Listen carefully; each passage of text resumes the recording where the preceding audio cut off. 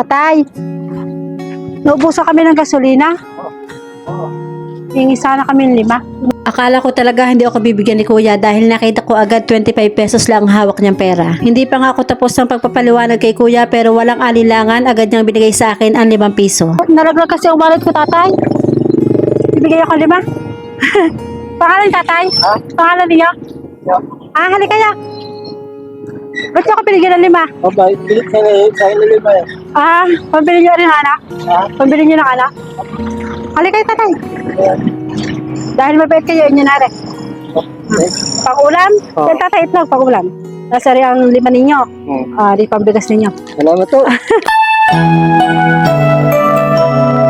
Pangalan, tatay? Balde ho. Salde, taga rito kaya? Kaya rito, Batangas.